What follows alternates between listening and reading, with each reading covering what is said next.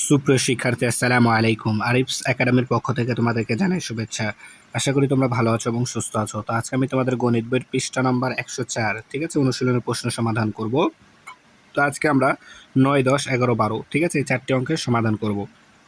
তাহলে চলো শুরু করা যাক। তো প্রথমে আমরা 9 নাম্বারটা দিয়ে শুরু করব। দেখো 9 নাম্বার বলছে, একজন বিক্রেতা কৃষকের কাছ থেকে সবজি কিনে 40% লাভে 6,300 টাকায় বিক্রয় করলেন, ঠিক আছে। তো একজন বিক্রেতা কৃষকের কাছ থেকে সবজি কিনেছেন 40% লাভে, অর্থাৎ 100 টাকায় 40 টাকা লাভ করেছে, দিয়ে সে সবজিগুলো বেচেছে 6,300 টাকায় বিক্রয় করলেন।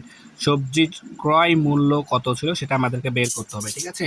তাহলে প্রথমে আমরা কি করব, দেখো তাহলে আমরা লিখতে পারি যে কি, আচ্ছা তাহলে 40% 40% লাভে লাভে বিক্রয়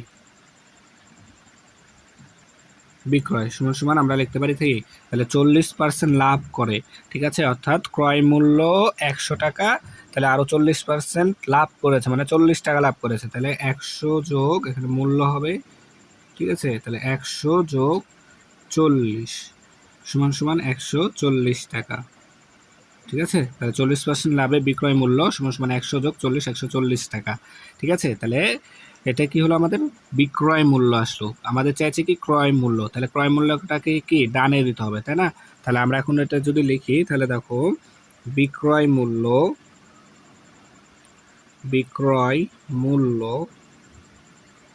140 টাকা হলে ক্রয় মূল্য কত হবে, 100 টাকা হবে, তাই না।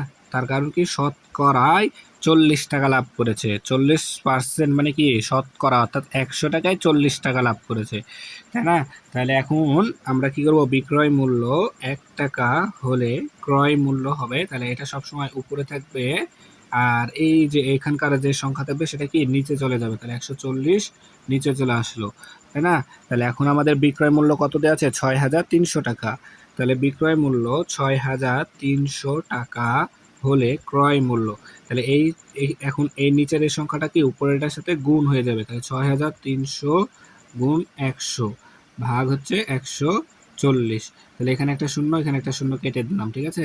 তারপরে 5 দুগুণ 10, 7 দুগুণ 14, 7 দুগুণ 14, তাহলে এখন যদি আমরা 7 দ্বারা বা 63 করে কাটি, তাহলে 7 নং 63 9, অর্থাৎ 9 আর এখানে দুইটা শূন্য, অর্থাৎ 900 হয়ে যাবে, ঠিক আছে। এটা গোটাটা কেটে দিলে এখানে হবে আমাদের 900। তাহলে এখন 900 গুণ 5, তাই না, 900 গুণ 5, তাহলে 5 নং 45, আর এখানে দুইটা শূন্য আছে, এখানে দুইটা শূন্য বসে গেল, তাহলে 4,500 টাকা। তাহলে আমাদের ক্রয় মূল্য আসলো কত, 4,500 টাকা। তো তোমরা যদি এভাবে কাটাকাটি না বুঝো তাহলে কি করবা, প্রথমে এই উপরে এটা আর এটা গুণ করবা, গুণ করে 140 দ্বারা ভাগ করবা, তাহলে কিন্তু উত্তরটা চলে আসবে, ঠিক আছে। তাহলে আমাদের আসলো 4,500 টাকা। তাহলে ক্রয় মূল্য কত, 4,500 টাকা, উত্তর 4,500 টাকা।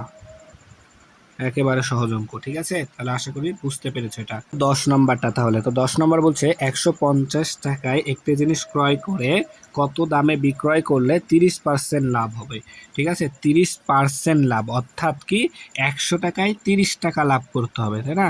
তাহলে কত টাকায় বিক্রয় করলে, তাই না। তাহলে আমরা লিখতে পারি কি, যে 30% লাভে লাভে বিক্রয় মূল্য বিক্রয় মূল্য বিক্রয় মূল্য, তাহলে 30% মানে কি 100 টাকায় আরো 30 টাকা লাভ করবে, তাহলে লাভ করলে যোগ করে দিতে হবে, কত সাথে 100 সাথে 30 যোগ করে দিতে হবে, তাহলে যোগ করলে হবে 130 টাকা, বিক্রয় মূল্য হবে 130 টাকা, ঠিক আছে। আচ্ছা, তাহলে এখন আমাদের দেখো বলেছে কি করতে হবে, কত দামে বিক্রয় করলে, তার মানে বিক্রয় মূল্য চাইছে, আর বিক্রয় মূল্য চাইলে তাহলে বিক্রয় মূল্যটা আমাদের ডানে যাবে, ঠিক আছে, ক্রয় মূল্যটা বামে থাকবে। তাহলে আমাদের ক্রয় মূল্য কত টাকায়, 100 টাকায় 30 টাকা লাভ করছে, তাই না। তাহলে আমরা লিখতে পারি ক্রয় মূল্য 100 টাকা হলে বিক্রয় মূল্য কত, 130 টাকা, শতকরায় যে শতকরায় 30 টাকা লাভ করেছে, তাহলে 100 টাকায় 30 টাকা লাভ, মানে আরও 30 টাকা বেশি।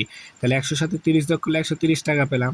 তাহলে এখন ক্রয় মূল্য 1 টাকা হলে বিক্রয় মূল্য, তাহলে এটা সবসময় উপরে থাকবে আর এই সংখ্যাটা সবসময় নিচে চলে আসবে। তাহলে 100 টাকা। তাহলে এখন আমাদের ক্রয় মূল্য আছে কত? 150 টাকা। তাহলে ক্রয় মূল্য 150 টাকা হলে বিক্রয় মূল্য হবে, তাহলে 130 গুণন 150 ভাগ হচ্ছে 100। ঠিক আছে? তাহলে দেখো উপরে নিচে একটা দুইটা শূন্য আছে, উপরেও একটা দুইটা শূন্য আছে, তাহলে এটা কেটে দিলে হয়ে গেল। এখন 13 গুণ 15, 13 আর 15 গুণ করলে আমাদের উত্তরটা চলে আসবে। তাহলে দেখো 15কে 13 দ্বারা গুণ করতে হবে, 3 5 15, 5 হাতে থাকে 1, 3 একে 3 একে 4, 0, 5 একে 5 আর 1 একে 1, তাহলে 5 9 1 195 টাকা। তাহলে 195 টাকা। তাহলে যদি আমরা 195 টাকা কি বিক্রয় করে ওই জিনিসটা, তাহলে 30% লাভ হবে। ঠিক আছে?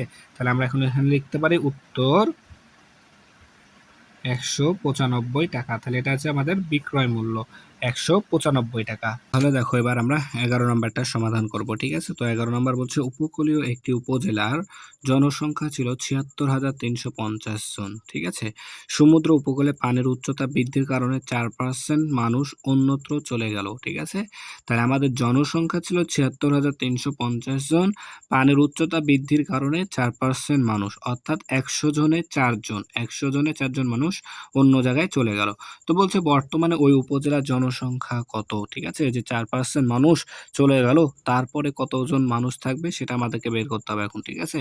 তাহলে আমরা লিখব কি যে দেখো 100 জন যেহেতু বলেছে 4%, মানে কি 4%, অর্থাৎ শতকরা 4 তা না, তাহলে 100 জনে 4 জন চলে যাচ্ছে।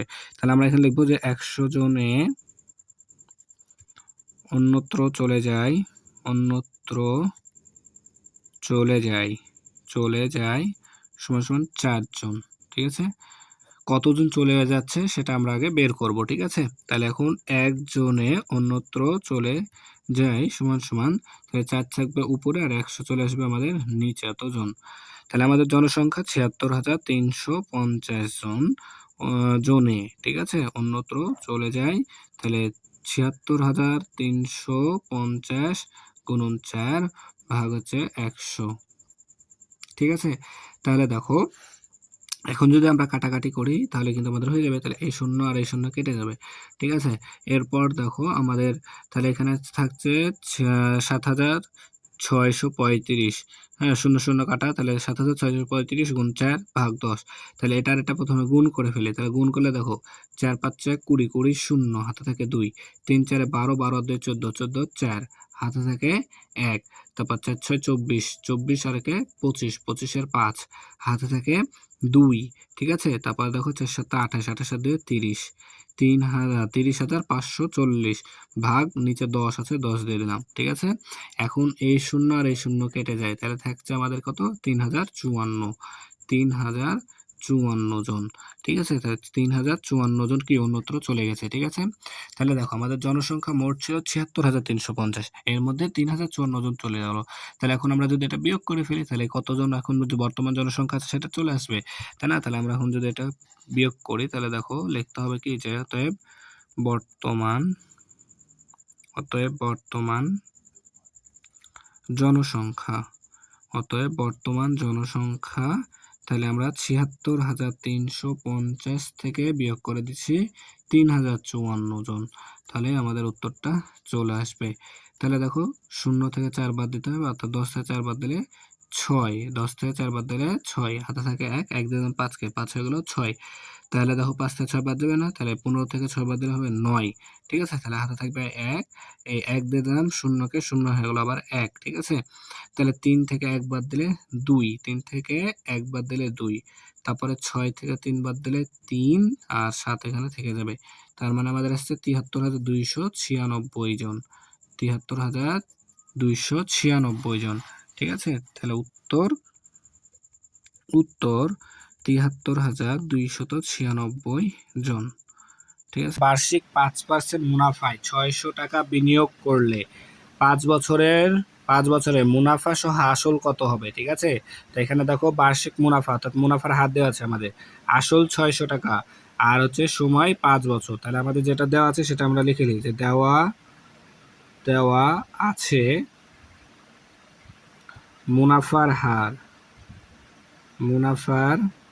হার সমান সমান 5%। তারপরে দেখো দেওয়া আছে আসল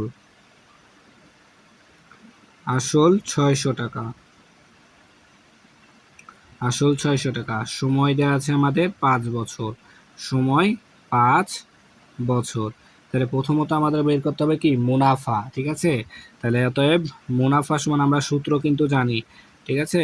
মুনাফা সমান সমান কি আমরা সূত্র জানি না, সূত্র কিন্তু আমরা লিখে দিয়েছি যে আসল গুণ মুনাফার হার গুণ সময় ভাগ 100, ঠিক আছে, ভাগ 100। তাহলে এখন আমরা যদি মানটা বসাই দিই, আসল আছে 600 লিখলাম, গুণ মুনাফার হার 5, তারপরে বছর 5। এখন যদি এখানে শূন্য মানে 100 আছে, ভাগ দিয়ে দিলাম, তাহলে দুইটা শূন্য আছে, উপরেও দুইটা শূন্য আছে, কেটে দিলাম। তাহলে থাকছে আমাদের দেখো 5 5 25, আচ্ছা 5 6 30, ঠিক আছে, 5 6 30, 30কে 5 দ্বারা গুণ করলে 3 5 15, 150 টাকা, ঠিক আছে। তাহলে আমরা এই 600 টাকার 5 বছরে মুনাফা পাবো 150 টাকা। তাহলে এখন আমাদের প্রশ্ন বলেছে মুনাফা সহ আসল কত হবে, তাহলে 600 টাকা ছিল, আরও 150 টাকা যোগ হবে, তাহলে হচ্ছে আমাদের 600 যোগ 150, তাই না। তাহলে এখন অত লিখবো মুনাফা সহ আসল সমান সমান 600 যোগ 150 টাকা।